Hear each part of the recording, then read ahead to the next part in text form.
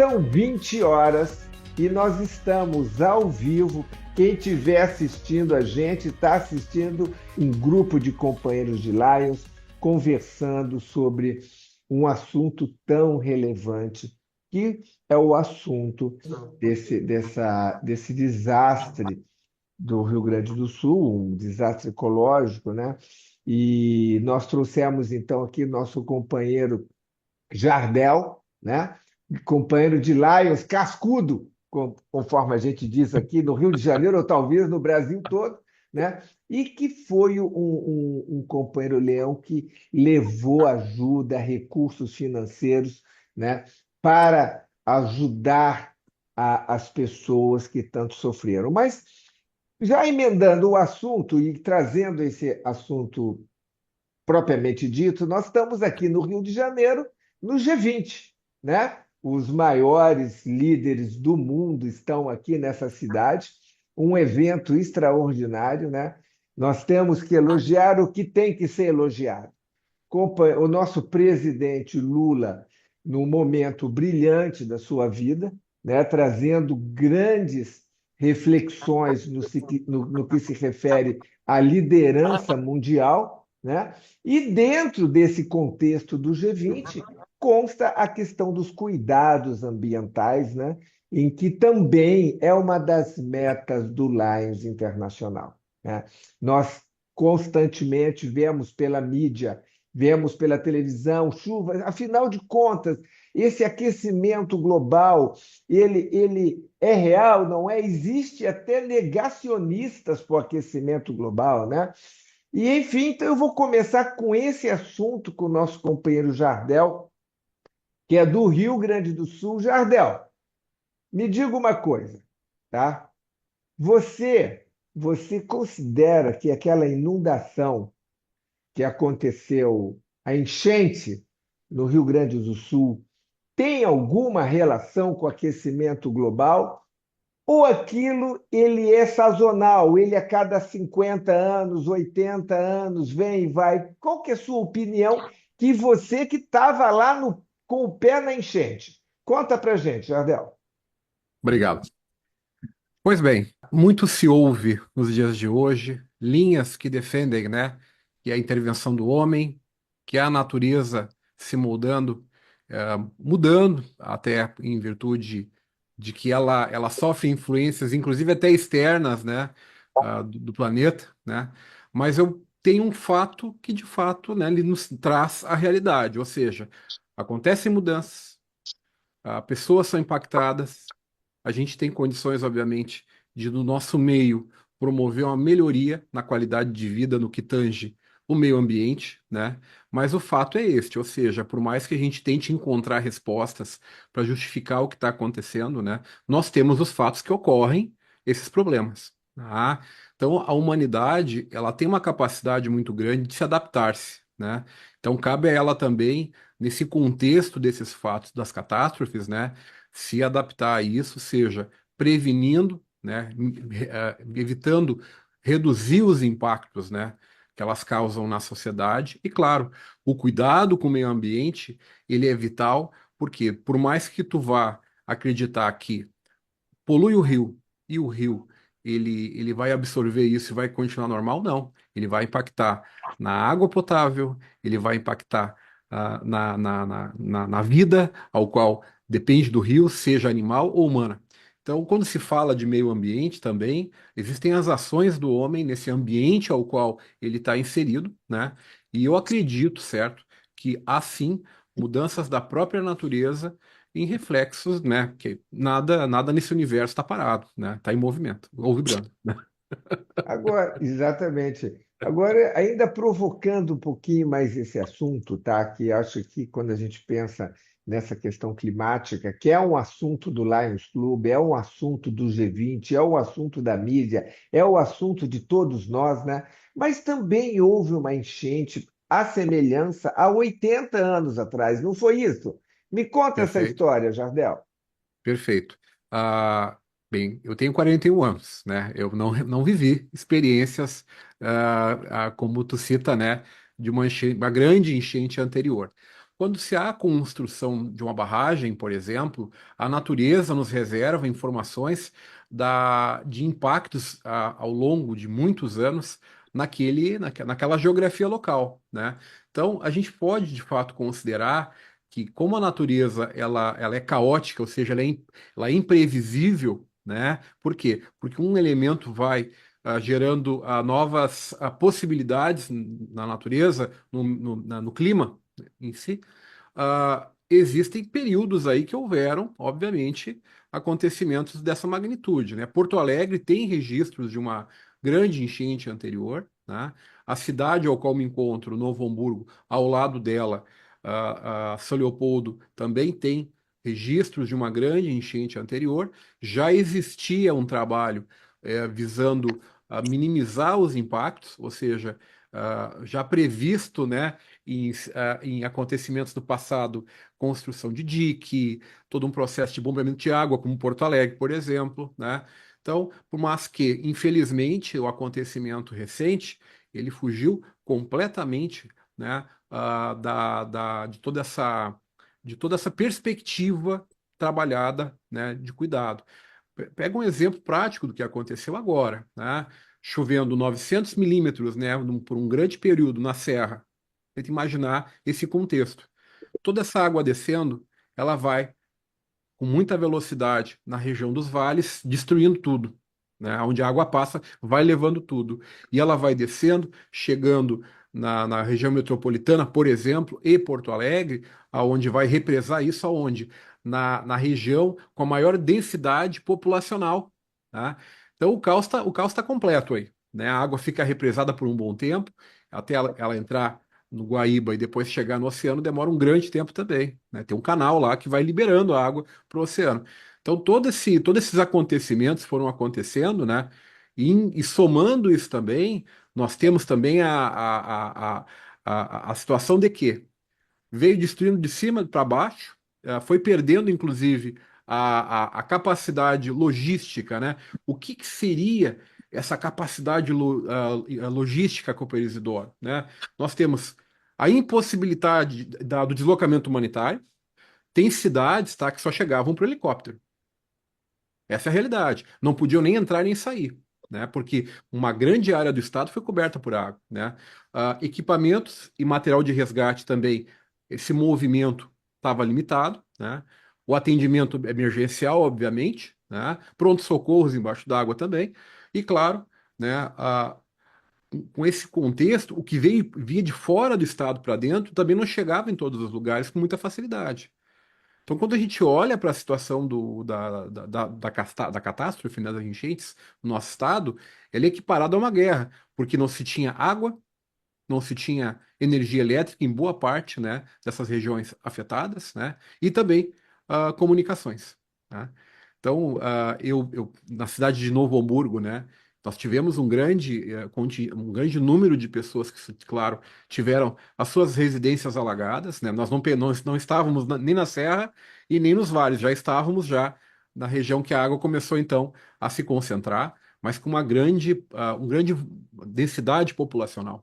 Tá?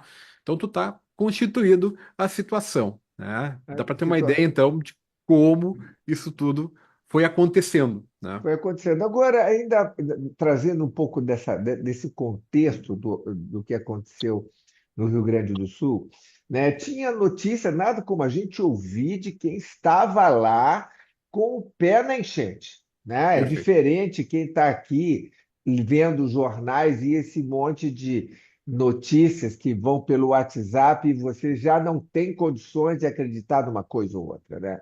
Mas foi noticiado que os diques de Porto Alegre, eles estavam construídos, mas não estavam com manutenção, as bombas estavam emperradas. Isso aconteceu mesmo, Jardel? Me conta, você que estava lá, me traz seu depoimento.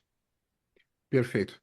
Então, volto a dizer, né, o trabalho de preparação, né, ele é importante para evitar que os danos e pessoas, um volume maior, elas sejam prejudicadas, né?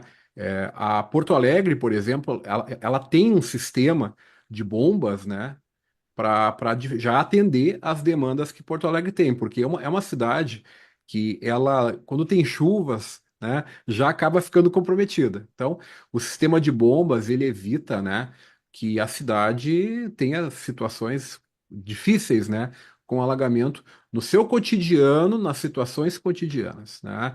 Ela tem sistemas de comportas também, né, ao qual evita esse ingresso das águas em situações cotidianas, né? E foi importante, claro, né, a atuação desses sistemas para o ingresso da água, mas claro, não haveria como suportar tudo isso que aconteceu, tá? A cidade ao qual nós estamos localizados, que é Novo Hamburgo, né? Ela tem também, junto com a cidade vizinha de São Leopoldo, um sistema de dique, né? Só que também isso chega um momento que a água não iria segurar, as bombas elas chegam a colapsar também. Claro que a gente tem que enfatizar que o poder público deveria ter uma atenção maior, né, com os sistemas ligados a esse tipo de prevenção e também de controle das águas que existem, né? Então, a minha cidade é Novo Hamburgo, né? Eu faço parte do Lions Clube Novo Hamburgo Centro, certo? Agora, muitas cidades sofreram, muitos Lions Clubes teriam hoje aqui um depoimento para trazer para vocês. Por exemplo, Lajeado e Estrela, que estavam nos noticiários, né? Enfim, por muito tempo até da situação que aconteceu lá, que foi trágico. Teve em Lajeado, um bairro todo sumiu ali, foi levado, né? Pelas águas, por exemplo, né? Temos aqui os Lions Clubes também de Campo Bom, né? De São Leopoldo, obviamente, com a sua atuação, da cidade de Feliz também, dentro do Distrito LD2. Eu estaria errando até em não nominar todos os 20 e poucos Lions Clubes que foram afetados, né, e que estavam na atuação só no nosso distrito, somando também com o distrito LD3, somando também com o distrito LD4 e com o LD7, os quatro distritos, né, que estão no Rio Grande do Sul. Então, todos eles, né, estavam trabalhando para dar atendimento, né, para suas comunidades, também, obviamente, dando atenção para os seus associados, né? Teve clubes, por exemplo, com essa situação que eu dei início da manifestação, da logística, né? Que a gente não conseguia sair de Novo Hamburgo para visitar ou acompanhar uma comunidade porque estava ilhado, né? O governador José Bolacel, que ex-governador, né? Agora, nós pegamos o carro e não tinha como sair de Novo Hamburgo naquela situação, né? Agora, já só para nós dimensionarmos aqui, Jardel, o tamanho a dimensão desta enchente, né? Qua- Quantas pessoas foram afetadas? A dimensão, assim, qual é a dimensão? Quantas pessoas sofreram e tiveram suas vidas modificadas, suas casas prejudicadas? Qual é a dimensão disso? Então, existem estimativas, né? Eu não tenho todos esses números em minhas mãos, né? É óbvio, o Estado fez um trabalho muito bem focado em catalogar, obviamente, né? Através dos programas também que foram realizados para atender emergencialmente muitas famílias, né? Então, é na casa de 2 milhões de pessoas que foram 2 milhões. afetadas, né? Diretamente aí por essas chuvas, né? Muitos municípios, né? Muitas mortes, 2 milhões de pessoas sim, diretamente afetadas, imagine, pelas chuvas. né, aos redores, né, porque Isso, é uma cascata de eventos, né, é toda sim, uma sim, consequência, porque isso, Tá bom. inclusive, afetou o próprio, afetou o próprio PIB brasileiro, né? Nós sim. sabemos que afetou o próprio PIB brasileiro, né? E, e nesse contexto eu queria saber do seguinte: estamos lá nós, é, vendo aquela. Vocês, praticamente nós do Lions, né, assistimos, o Brasil todo mandou ajuda para o Rio Grande do Sul, né? Mas nós do Lions Clube temos essa grande missão do atendimento às tragédias de qualquer lugar do mundo, né? seja no Japão, na Europa, no Brasil, né? O Lions Internacional é essa instituição extraordinária que leva socorro imediato para a área afetada, né? Basta uma rede de Lions Club do local fazer a solicitação. Jardel, você estava nesse momento.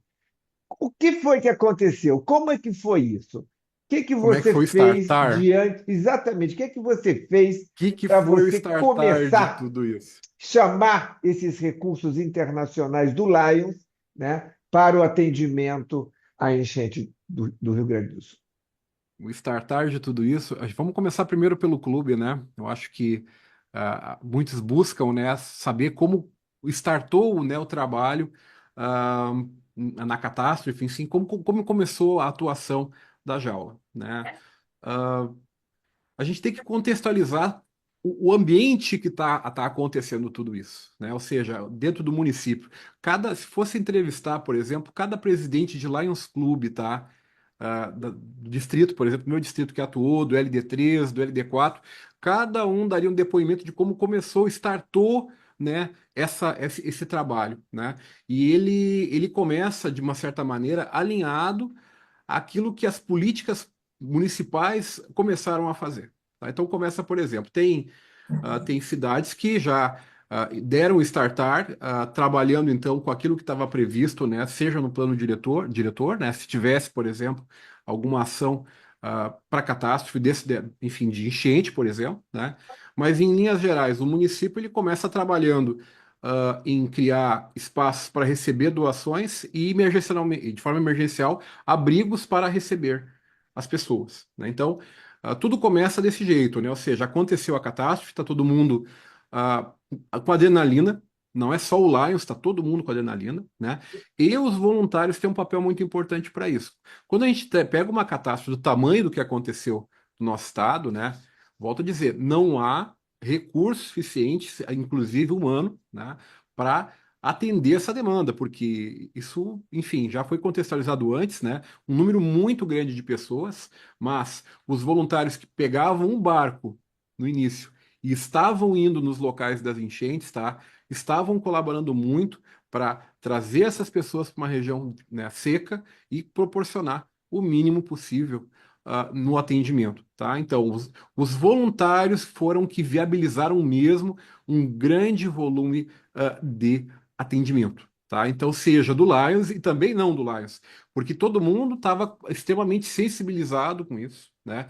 Eram voluntários que estavam tentando de alguma maneira ajudar, né? Dentro do acontecido, como também no entorno, né? Então, quando falo do abrigo, por exemplo, tinham voluntários trabalhando nos abrigos, né? Quando se fala de uma estrutura do município para receber doações, tinham grupos de voluntários trabalhando para receber as doações, organizar e catalogar. Então, tudo começa com isso, ou seja, o atendimento emergencial daquilo que está acontecendo, né? E também as ações para receber o alimento ou doações emergenciais e também nos abrigos para poder receber essas pessoas, tá? Então, os abrigos, eles eram montados em ginásios. Tá? Ginásios, ambientes grandes, escolas em vários municípios, né? Paróquias também, a gente pode mencionar, com atendimento de saúde inicial, ou seja, de enfermagem, tinha pessoas trabalhando a parte de atendimento psicológico, social nos abrigos, né? E claro, a alimentação, dormitórios, então, com colchões, né? Então, tenta imaginar um grande volume de pessoas saindo daquelas condições onde estavam, né? E algumas ficaram até para morrer. Tá? A gente tem que registrar se tiveram pessoas que ficaram, inclusive, para morrer, tá? Isso, enfim, não nos cabe dar muitos detalhes, mas isso acontecia também, tá? E iam, então, para esses espaços, famílias, né, crianças, idosos, e sem um documento, sem o óculos que perdeu, sem remédio, tá? Até os pets sendo levados juntos também. E um grande desafio nesses ambientes de abrigos, né, era a obter a água, porque não tinha água para poder ter o consumo local, para uso de banheiros também, porque não tinha água na rede que estava alimentando nesses abrigos, né? O sistema de vasos sanitários, por exemplo, não foram feitos, né, para todo esse contingente, o que dirá chuveiros também. Então, tudo isso teve que ser adaptado, né? Ser trabalhado. Então, isso começa, geralmente, numa catástrofe, começa dessa maneira. Os leões, até pela faixa de idade, né? Muitos não vão entrar na água lá, não vão entrar dentro desses ambientes onde está acontecendo a situação. Os leões, eles entram muitas vezes nesses ambientes que eu citei e trabalham o posterior. O leão continua, ou seja, arrefece ao desejo do voluntário, aquele sazonal ali naquela situação, que também é importante, né? Ele arrefece a vontade de servir e continua o leão servindo a longo prazo. E o nosso clube? Bem, o nosso clube começa contribuindo nesse centro, né, de recepção de doações. A gente visita os abrigos para entender o que estava acontecendo. A gente não se larga, né? A gente não se larga de qualquer maneira. A gente vai buscando espaço para poder colaborar, né? Dialoga com as entidades que estão trabalhando ali e chega um momento que a gente, como clube, né, assume uma operação própria. O que é assumir uma operação própria, né? Um espaço para receber doações, um espaço para classificar e também uma maneira de identificar famílias que precisam muito daquilo que está sendo classificado e fazer a entrega.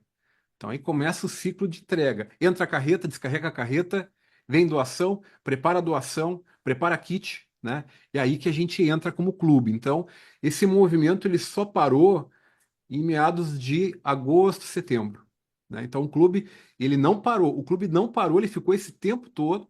Um destaque é um clube que tem é o clube mais antigo em atividade hoje do estado do Rio Grande do Sul, né? Mas um grupo que pegou cascudo, como tu iniciou a fala, Cooper Isidoro. Ele pegou valendo mesmo, né? E chega a quase que a exaustão em alguns momentos. Por quê? Porque a vontade é realmente de colaborar.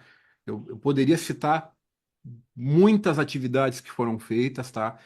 Muito trabalho de preparação, extremamente importante, recebimento de recursos financeiros também, muito importante. E saindo do clube, né, não desmerecendo a operação do clube, vem o distrito, né? O distrito, por sua vez, ele cria um gabinete de crise para entender o que está acontecendo nos Lions Clubes, né? E nesse gabinete de crise, então, ele começa a tomar algumas ações com os recursos que ingressam também para o distrito, né? Ou seja, quando alguém ligava Jardel, lá do Mato Grosso, eu tenho uma carreta, né? Eu diria, bem, entre em contato com esses 4 governadores para ver a viabilidade da sua carreta, o que tu tens, né? E cada governador, conforme ah, tinha a intenção, né? Por exemplo, quem doava procurava aquele distrito, por exemplo, né? Para dar andamento. Muitas doações entravam pelos distritos e várias doações por contatos também nos Lions Clubes, tá? Carretas, recurso financeiro, enfim. Então não é uma tarefa fácil no início, na arrancada, porque estava com as limitações logísticas, né? Então tem que botar isso num contexto para entender, né? Isso acontecendo e graças ao bom Deus, muita doação do Brasil todo, tá? A Agora, gente pode. Jardel, imaginando o que você está me contando, né? É um pânico geral, né? É um verdadeiro desespero coletivo. É isso mesmo que acontece? Todo mundo querendo ajudar, mas a questão de todo mundo querendo ajudar, a gente precisa ter um maestro para gerenciar essa orquestra de pessoas querendo ajudar, né? Como é que funcionou isso lá? Então, é, esse processo transitou em 2 gestões, né? Em maio ali e, claro, o ingresso da atual gestão. Então, os presidentes que trabalharam, né, na liderança dos clubes nesse período, ah, ambos tiveram experiências diferentes, diga-se de passagem, né? E muito importantes, cada uma delas com um papel diferente, né? O presidente que atuou na gestão anterior, ele pegou o olho do furacão, né? Tem que mencionar isso, ou seja, tomar decisões num ambiente como esse não é fácil, tá? A gente tem que contextualizar isso. Por quê?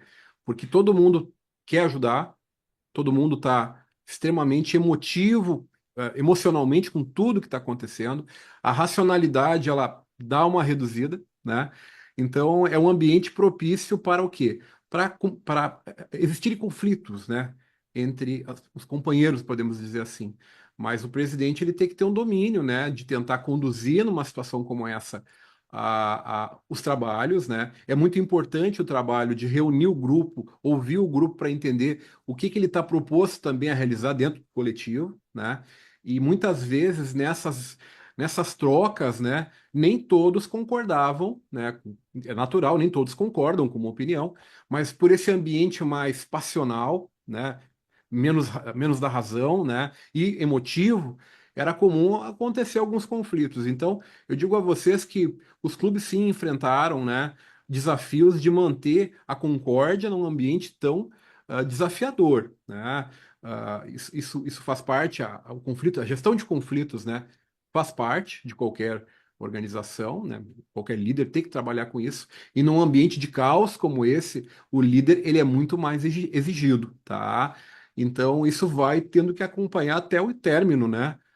De boa parte dessas ações, né? A gestão que entra continua administrando já tendo um direcionamento maior, ou seja, já sabendo o que está sendo feito e dando vazão a um trabalho muito importante de continuidade do pós, né, do pós-acontecimento. Então, todos eles tiveram um papel, as duas gestões, né, o término de uma e o início de outra, muito importante, né, e o trabalho que foi feito, ele foi um trabalho, que eu posso dizer assim, que foi um trabalho maravilhoso, né, o Lions, ele foi provocado, inclusive, na mídia, né, não, não, podem doar para o Lions, que o Lions realmente ele vai chegar até onde irá, né, a doação, e isso aconteceu, muitas provocações, digamos assim, positivas, né? Nos colocando num grande desafio, e o Lions, ele respondeu à altura disso, tá? Podemos dizer que sim.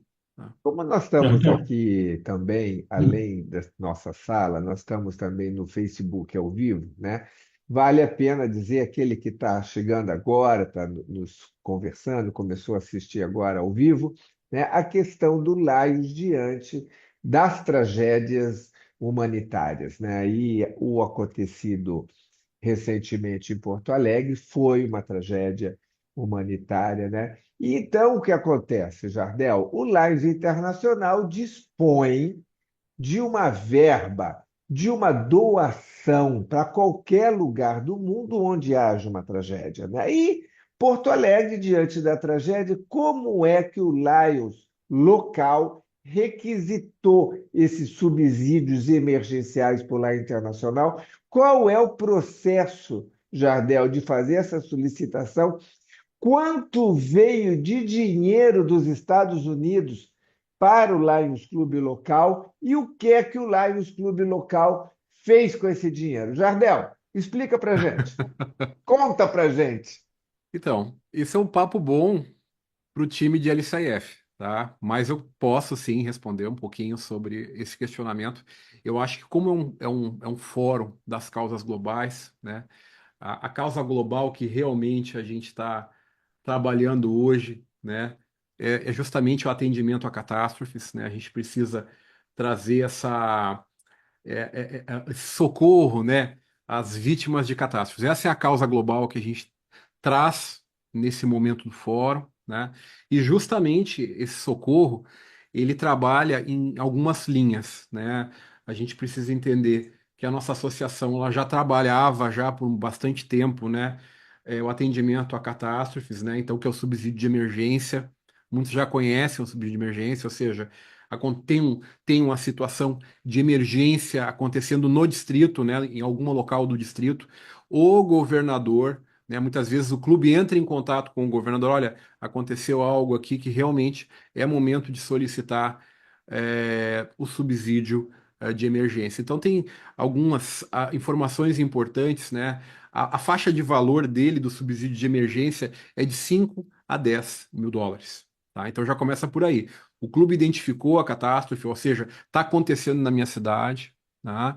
Então ele entra em contato com o governador para dar prosseguimento a isso, né? Então, o que que é coberto? Existem despesas elegíveis para o subsídio de emergência, tá? Que é o primeiro que eu vou falar. Então, ele pode cobrir então kits de primeiros socorros, né? Artigos de higiene e higiene pessoal, tá?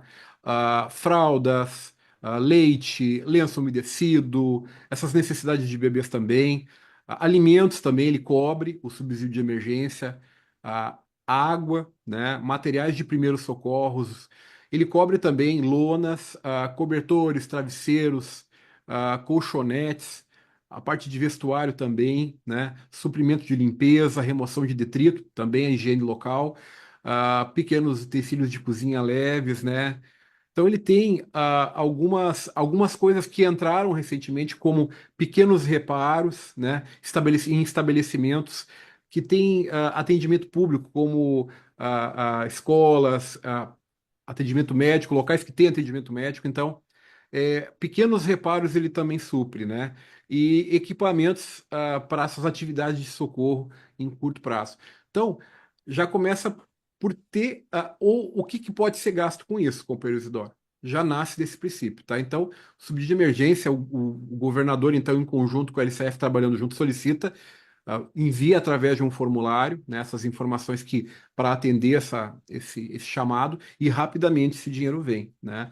Então, no relatório, depois de prestação de contas, o clube que está recebendo esse recurso compra com o seu CNPJ aquilo que vai ser empregado. Então, dois clubes vão dividir, então, esse chamado, atendeu duas cidades, por exemplo, os dois se preparam para fazer as compras, comprar com o CNPJ do clube, para depois ter a prestação de contas. Então, é muito importante.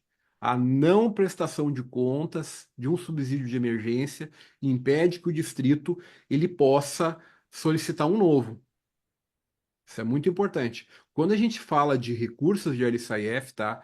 O distrito ele tem que ter muito respeito e muito profissionalismo até em tratar do uso desses recursos, tá? Porque isso pode impedir que amanhã possa ser utilizado, né, por um atendimento de uma gravidade, de uma emergência, certo?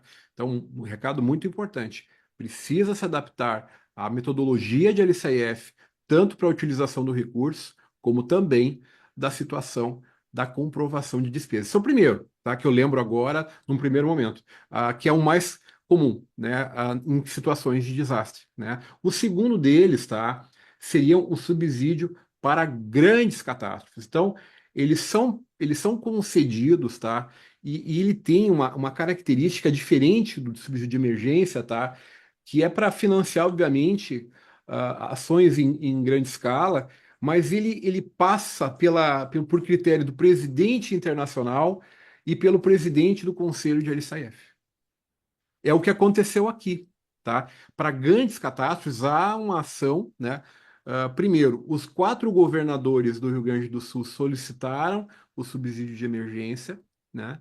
Como foi citado agora, e depois o DMLD, o Distrito Múltiplo LD, ele, através do seu presidente de conselho, entrou em contato com o presidente Lages Internacional, informando da gravidade, e vieram US$ 100 mil. Então, vieram US$ 100 mil que foram utilizados para uma finalidade, né? Se tratando de uma situação de uma atividade posterior, ou seja, que iria necessitar de um recurso, foram comprados mais de 1.060 fogões distribuídos pelos distritos, tá? Então, é muito importante destacar que a nossa associação, Cooper Isidoro, ela é uma das primeiras que entram nas tragédias. Elas entram mesmo, e ela entra mesmo com uma velocidade através da sua LCIF, né? E o resultado está indo sendo apresentado. Então, houve sim o ingresso de quatro subsídios emergenciais, enfim, emergenciais para cada distrito e, claro, um de grande catástrofe que veio, né, com o apoio aí do presidente internacional, né, junto com LCIF. Tem um outro subsídio também que ele para mim ele é novo até, eu nunca vivenciei, né, a utilização, né, que é o subsídio para preparação em caso de catástrofe. Ele trabalha justamente no pré, né, ou seja, ele prepara a comunidade para poder estar melhor, né, para atender às necessidades no caso de uma catástrofe. Então, esse também ele tem uma característica de US$ 5 a US$ 15 mil, né, e ele pode ser utilizado para equipamentos usados pelos leões e organizações da sociedade civil na preparação de futuras catástrofes, inclusive apoiar socorristas, a preparar programas de treinamento, certo? Para voluntários em emergências e em catástrofes, montagens de kits de socorro, atividades de preparação para apoiar as populações com vulnerabilidade local, crianças com deficiência, enfim, elaboração de material de comunicação para preparar aquela comunidade para a catástrofe. Então, a gente trabalha com a nossa associação através de LSAIF, o pré, né? Trabalha o subsídio de emergência e trabalha também em situações de grandes catástrofes também o ingresso de uma verba maior, tá? Maravilha, Jardel. Gostei muito dessa explanação sua. Eu compreendi o mecanismo de solicitação. Agora me diga uma coisa: US$ 100.000, R$ 600.000, o que é que foi que o Lions fez? Como é que foi feito a distribuição? Como é que você planejou e viu a necessidade de cada pessoa? Vamos lá. Na verdade, eu era um companheiro trabalhando como os demais nessa situação de caos, tá? Eu, como companheiro Jardel, né, por ser vice-presidente também terceiro vice-presidente da GDL, nós tínhamos um canal de comunicação que nesse exercício foi montado, que foi os diretores regionais. Nós temos 28 diretores regionais no Brasil, né? E através desse canal de comunicação, a gente transmitia maneiras de como contatar os 4 governadores do Rio Grande do Sul, né? Para começar, então, como eu, né, companheiro Jardel, nessa situação, né? E claro, os governadores de distrito, então, estavam trabalhando, né, nessa administração desses recursos que chegaram, né? A aquisição desses fogões, por exemplo, né? E depois a distribuição entre eles, ela foi trabalhada para atender aqueles distritos que tiveram uma incidência maior, né, de danos a grandes, uma densidade populacional maior. Então a gente percebeu que o distrito LD2 e o LD3, entre os governadores e o presidente do conselho, entre eles direcionaram um volume maior dessas doações, tá? E claro, as ações entre os distritos estavam acontecendo também, doações de Pix, conta Pix, enfim, isso estava acontecendo livremente de uma maneira muito bacana que a gente presenciou. Então, eu não tinha, claro, não tenho o poder decisório, né? Mas como o Leão estava acompanhando esses trabalhos, vendo os governadores trabalhando como, né, vendo o belo trabalho que estava sendo feito também. Então, eu acredito que seja essa a maneira que eu posso te responder, né, de como era feita essa gestão, né, dos recursos que vieram, de LCIF, né? Vou passar aqui a palavra para o nosso companheiro João Roberto para fazer aqui uma conversa também sobre outras perspectivas.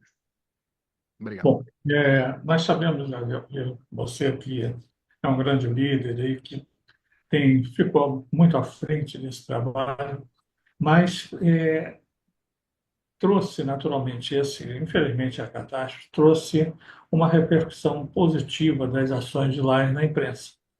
A imprensa destacou fortemente a colaboração de Lions, inclusive com o transporte, o caso do exemplo de um caminhão lotado de fogões que foram adquiridos e outros espaços na imprensa. Então, o que você acredita que isso reforça exatamente o movimento de Lions, as ações de Lions, e trazem reflexos positivos em relação aos clubes, no sentido de ingressos de novos associados e repercussão do aspecto da importância do Lions nessas ações, porque isso trouxe, apesar da tristeza das perdas, mas trouxe, inclusive, também muito reflexo até em próprios companheiros de Lions que foram também vítimas.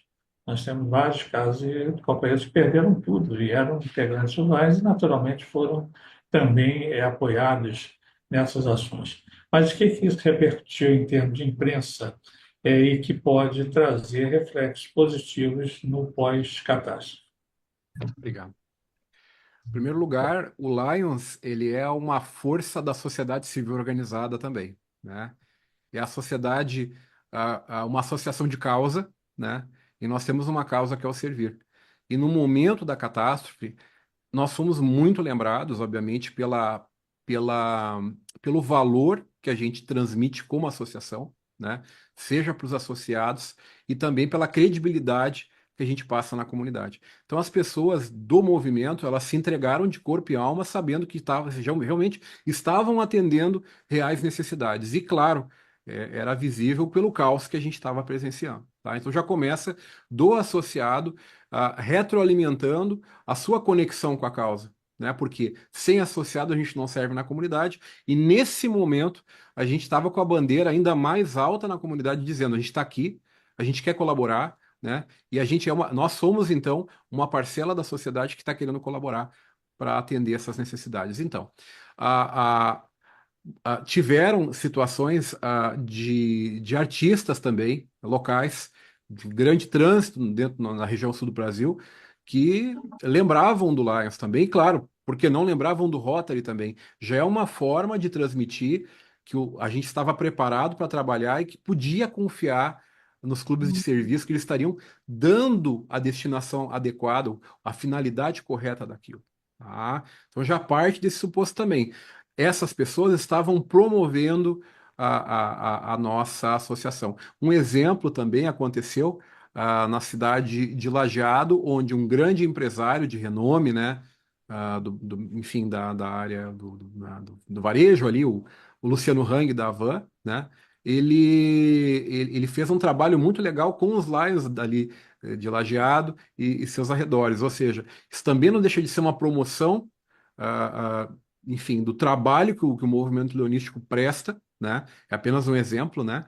E que desse fruto já está surgindo um novo Lions Club numa cidade vizinha. Mas não que já não fosse já trabalhado, mas potencializa, porque se viu o papel que o Lions teve naquela comunidade. Então, quando o LSIF, por exemplo, através de um subsídio padrão, né? Ele ajuda na melhoria de um hospital, por exemplo, essa é a hora da gente mostrar. O Lions está aqui através da LSAF, né?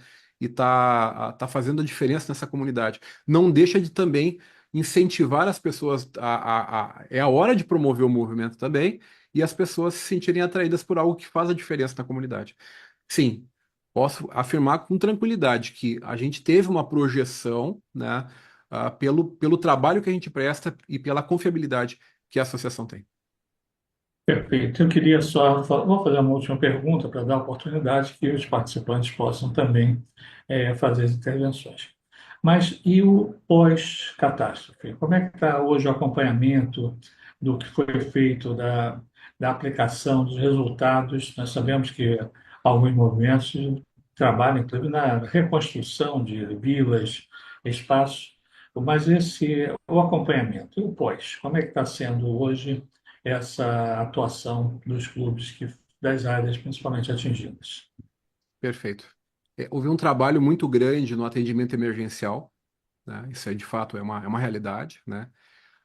Uma distribuição de doações, sejam elas recebidas, prontas para serem doadas, ou seja, o material já, o bem, o alimento, ele aconteceu no ato da distribuição, né? Então, a gente confia no trabalho dos leões em identificar os reais, né, as reais necessidades e as pessoas que serem atendidas. Então, nesse momento acaba tendo a distribuição imediata.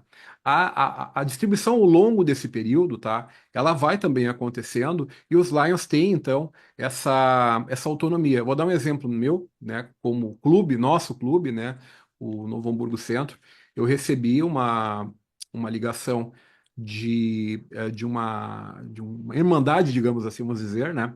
E ela tinha um determinado volume de móveis, né?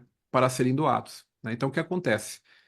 Entrando em contato conosco, o presidente do clube foi comunicado, ele deu ok, nós recebemos então como clube esses móveis, né?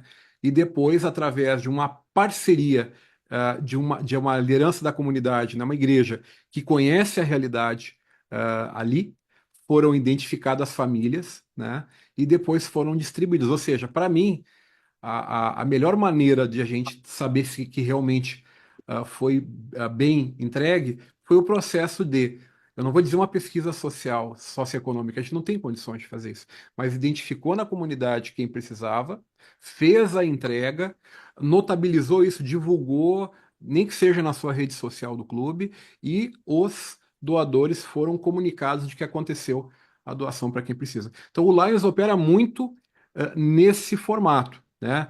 Há situações também onde o próprio distrito está construindo residências até em uma determinada cidade que também já foi atingida pela enchente anterior, né? Anterior, certo? Mas que também, no momento que finalizar esse processo de construção, não deixe também de prestar contas de que esse recurso que veio das comunidades também, do Pix, por exemplo, do Pix, né? Ele foi destinado para esse fim, tá? Então, é um exemplo também de prestar contas, né? De prestar contas. Perfeito. Vamos abrir a oportunidade de que alguns companheiros que estão presentes possam fazer a indagação. Pedimos apenas que fossem bastante objetivos, e nós temos alguns poucos minutos, mas pedir que o companheiro que queira fazer, ou a companheira, que coloque seu nome e clube e cidade. Isso mesmo. Ainda tem é o tipo do assunto que nós adoramos conversar, porque é ajudar o próximo, né? E ajudar o próximo é o motivo do Lions existir, né? E nessa hora, então, é mais importante ainda estarmos juntos, né? Ali, como ocorreu no Rio Grande do Sul, né? Agora, depois dessa sua experiência, Jardel, né? E, lógico, todos nós temos muitas experiências em tudo, mas especialmente a sua em Porto Alegre, né? O que é que você acha no contexto da questão do Lions no aquecimento global, né? Como é que você acha que o Lions do Rio Grande do Sul pode atuar nesse conceito, né? De educação, conscientização, né? Como é que o clube da sua região, do seu distrito, vê essa questão? Pois bem, a, a nossa associação ela tem programas, né? E tem as causas globais. E através dessas oportunidades que a gente tem de servir, através das causas globais, é que o clube ele olha para a comunidade, identifica uma demanda e muitas vezes ela concilia, né, com uma causa global. Então, o nosso movimento ele tem essas possibilidades, né? Existem movimentos que têm um lado mais focado como o meio ambiente. Tem outros movimentos de voluntários que têm uma orientação exclusivamente focada para o meio ambiente. Inclusive, no processo de recrutamento de voluntários, até tem toda uma orientação para trabalhar quem tem um foco para o meio ambiente, tá? Então, o Lions, ele tem as causas globais, né, onde ele tenta, de alguma maneira, colaborar para que com o clube identifique alguma que possa servir na sua comunidade. E o meio ambiente hoje, certo? Eu diria que, assim como todas as causas globais, cabe ao Lions Clube olhar para a sua comunidade, enxergar a realidade e entender, se bem, que ações no meio ambiente eu posso colaborar se é do interesse do associado ou do coletivo de associados, tá? Será que plantar árvore é o suficiente? Bem, cada clube, se buscar trabalhar a questão do meio ambiente, vai, de fato, identificar uma necessidade ligada ao meio ambiente. Pode ser um trabalho de conscientização? Bem, então, o nosso movimento, ele nos deixa muito livre para trabalhar das causas globais e, claro, nada melhor do que o clube olhando para essa comunidade, identificar as necessidades e, se for da área do meio ambiente, ele, de fato, trabalhar isso, tá? Então, não existe uma bandeira única, por exemplo, que a gente vai trabalhar determinada ação do meio ambiente e ela vai ser a nossa pauta exclusiva do meio ambiente. Não. Hoje o movimento ele permite, né, por exemplo, na área da visão, que ações da área da visão a gente vai trabalhar dentro da nossa comunidade, enfim, o atendimento de catástrofes é uma área nova, a diabetes também, que é uma área extremamente interessante, enfim. Então a gente vai abrindo cada causa global do movimento e tem essa possibilidade. Maravilha, Jardel. Nós estamos aqui com 20 horas e 50 minutos aqui do dia 19 de novembro, e esse assunto é um assunto que não acaba mais, né? Porque é a questão do meio ambiente. Você sabe que a nossa experiência aqui no Rio de Janeiro, tá? Que é o assunto, o meio ambiente é o assunto de maior interesse, principalmente pelas pessoas mais novas, né? A nova geração já tem um mindset, um pensamento, um sentimento voltado em ser útil para o meio ambiente, né? E está aí o Lions como uma grande oportunidade para a pessoa realizar grandes grandes acontecimentos, grandes feitos na área do meio ambiente, né? Muitas vezes, sempre gosto de realçar, conforme eu estava dizendo, nós estamos ao vivo para o Facebook, tem muita gente que não é associado do Lions, que está assistindo a gente, né? É lógico, cada um de nós é importante, todos nós podemos fazer ações individuais. Porém, quando nós unimos todos juntos, numa instituição como o Lions Clube Internacional, presente em mais de 200 países, tá? Cada um de nós pode realizar um serviço ainda maior, né? E deixar uma grande marca na sua biografia, na sua vida, na sua existência, né? Essa é um grande legado que o Lions Clube pode oferecer a cada um de vocês que estão aí nos ouvindo, né? O Lions Clube é isso, ele amplifica os nossos braços, amplifica o nosso cérebro. Realmente é uma realização, é uma instituição de crescimento mundial, né? E mais uma vez, agora mais do que nunca, né, o Lions Clube tem sido progressivamente mais importante nessa questão global em que todos vivemos numa casa só, né? É, Isidoro, mas, todos nós vivemos na mesma casa. Quero, sim, o companheiro Isidoro, nós, João nós Roberto. temos, nós temos três manifestações por enquanto. A Oh, pois sim. companheira Lia, a companheira Aurora e Cleomir também, que fez o registro. Então, Vamos a começar com a companheira Lia foi a companheira primeira. Aurora. A companheira Lia foi a primeira na lista aqui nossa. A companheira Lia, depois a Aurora. Ah, então calma aí, deixa eu colocar em ordem aqui. A companheira A companheira Maria Lia foi a Maria Lia, primeira deixa eu que postou no encontrá-la chat. aqui, a Maria. Ah, Maria Lia, está aqui. Agora eu estou vendo aqui Lembrando na que o minha Bassani telinha. é presidente do nosso Lions Clube, que está presente também. Ah, Pois é. agora a Vocês estão Maria me vendo? Lia está aí com a gente e depois a Aurora que já está na tela. Muito bem, Maria Lia, uma satisfação, uma honra ter você aqui mais uma vez com a gente, né? Tá com a palavra. Eu pertenço a duas outras instituições que não a Lions Clubs, todas elas focadas em meio ambiente. Eu sou conselheira do Subcomitê de Bacia do Rio das Velhas e participo de uma outra instituição que chama-se Prevenir e Preservar. E no mesmo período que o Rio Grande do Sul estava vivenciando a questão da enchente, o Texas também vivenciou. Eu tenho um filho que mora no Texas. E qual que é a minha conclusão depois de vivenciar aqui e lá? Nós temos, no mundo inteiro, problemas climáticos extremos.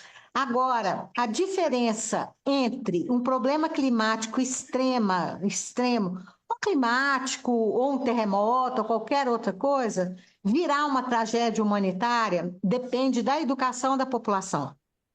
Então, quer dizer, no Rio Grande do Sul, eu vi o meu povo morrer, e no Texas, eu vi o meu filho ficar sozinho num bairro de 376 casas, mas ninguém roubava barco, as casas todas têm segundo andar. Então, isso é uma observação pessoal, é uma coisa de meio ambiente. Agora, com relação à tragédia, eu consegui uma coisa interessante através do subcomitê, que foi ligar o Lions, o distrito LC4, ao subcomitê de bacia do Rio das Velhas. Eu aprendi a diferença entre uma tragédia ambiental e uma tragédia humanitária na palestra de meio ambiente do nosso companheiro do Rio de Janeiro. Ou seja, as nações que o povo tinha educação ambiental são menos vítimas do que não. Então, eu acho que é só uma observação, é o que eu estou tentando fazer no LC4. Como houve uma votação no subcomitê de bacia do Rio das Velhas para um programa com dinheiro da Agência Nacional de Águas para educação ambiental, eles convidaram o Lions. Nós temos uma capilaridade muito grande. Nós somos vários. E eu acho que nesse momento, eu estou contando a minha experiência, porque eu acho que é uma coisa válida para Lions no Rio Grande do Sul, o pós-tragédia, preparar a população, educar. Isso vai dar, talvez, uma visibilidade maior do que a doação. Porque a doação é no momento da dor, aquela confusão, igual você falou, do pânico. Agora, você pegar uma comunidade, fazer um programa de educação ambiental para você não ser vítima da tragédia, eu acho uma coisa muito interessante. Eu estou tentando fazer aqui, nosso problema é a seca. Norte de Minas não tem água, Bahia não tem água, aí quando vem morre todo mundo. Mas, de qualquer forma, se a população for educada e preparada para, deixa de ser uma tragédia humanitária para ser só um problema ambiental. Muito Tá? obrigado pela sua Muito bem. observação, Maria Lia. Vamos passar os comentários para a Aurora. Companheira Aurora. Jardel, mais uma vez, nós estamos aqui unidos. Gostei muito da sua palestra, muito mesmo. Você sabe que eu sou fã de carteirinha há muito tempo. Jardel, só me informa uma coisa. A gente está falando numa catástrofe muito, muito forte, onde não só pegou a população externa, mas também a nossa população interna. Porque muitos companheiros a gente sabe que perderam tudo, que estão recuperando as coisas. Aí eu faço uma pergunta para você, como educadora: como é que ficou a cabeça dessas crianças? Como é que vocês estão trabalhando ainda com a cabeça desses jovens que, de uma hora para outra, perderam tudo? Pois bem, é uma pergunta que eu não tenho todas as propriedades que eu gostaria de ter para poder te assegurar uma resposta que atendesse a tua inquietação, porque é uma inquietação que tu tem, eu percebo no teu olhar. É uma inquietação. Ah, existe todo um momento, eu via nos abrigos isso, tá? A preocupação com a parte de atendimento até psicológica também e com as crianças. Existia uma tentativa de proporcionar naquele ambiente caótico um pouco de alegria, vamos dizer assim, né? Muitos não estavam entendendo o que estava acontecendo. Ontem mesmo, uma governadora, ex-governadora de um distrito vizinho, me mandou vídeos, tá? Que era uma creche de uma comunidade que, inclusive, está dentro do nosso distrito LD2, tá? Eles indo com frequência lá dar atendimento para essa creche, eles vão ter material por uns de 4 a 5 anos, pelo que eu entendi, de tantas doações que receberam. E me mostrando as fotos e os vídeos que ela gravou com o celular dela, vendo as crianças, tá? Acompanhar.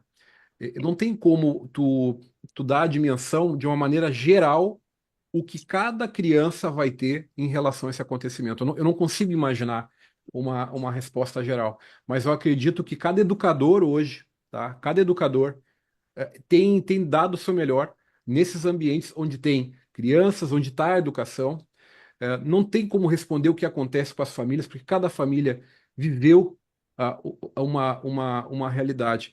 Mas existia uma tentativa, assim, de nem que seja nos abrigos, dar um atendimento para essas crianças, né? A gente percebia também na questão das escolas a preocupação, mas claro, não existe uma resposta que seja o geral para um questionamento como esse.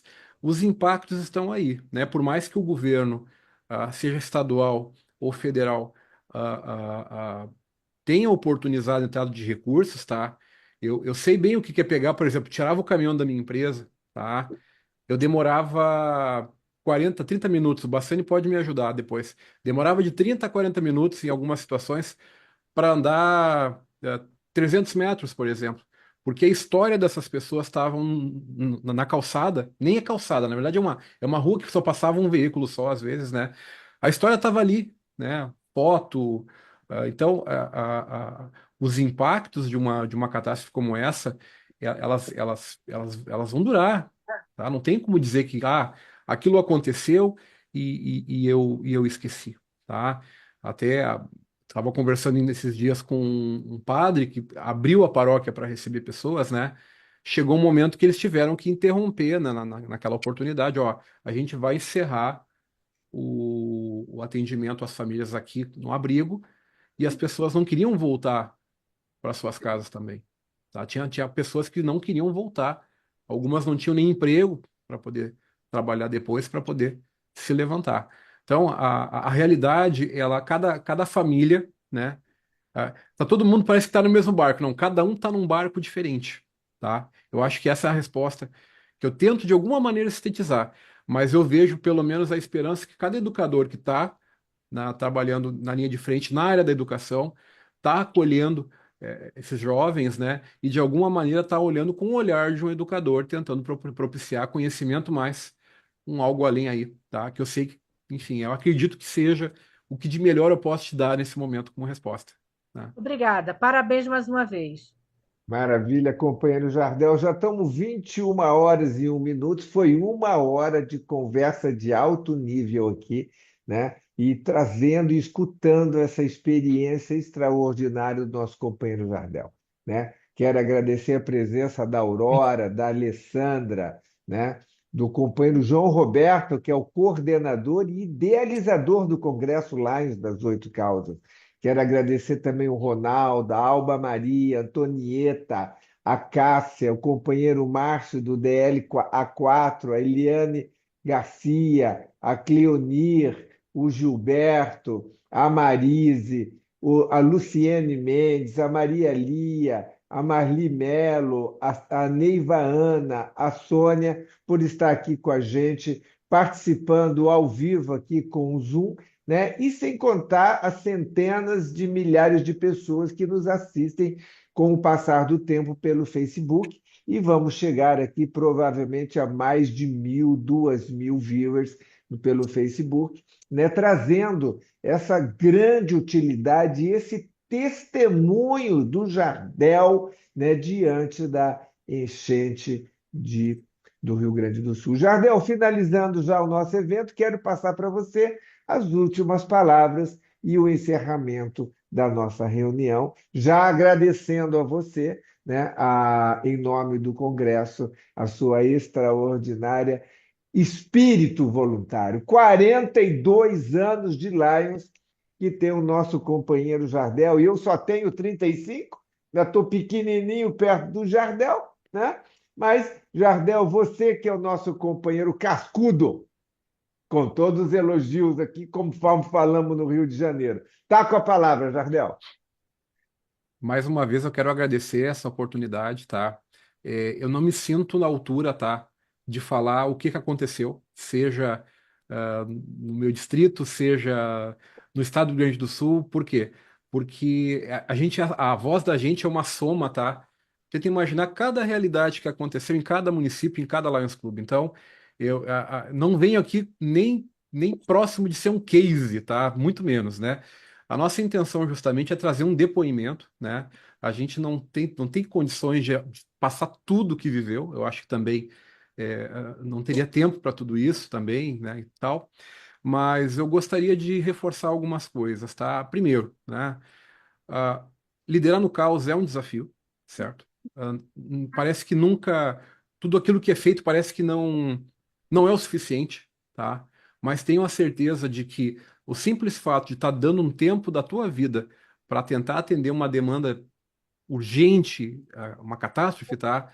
Tu tá sim colaborando com isso. Tem companheiros, tá, que muitas vezes te presenciavam, por exemplo, um outro companheiro que conseguia, pela sua possibilidade de estar presente, tá atuando quase todos os dias, né, na linha de frente, e o outro tinha que trabalhar porque de fato a empresa estava funcionando e tal. Então, para esse companheiro, tá?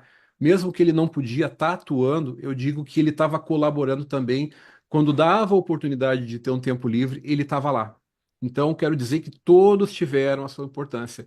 Sejam as grandes ações que aconteceram, sejam as ações menores, tá?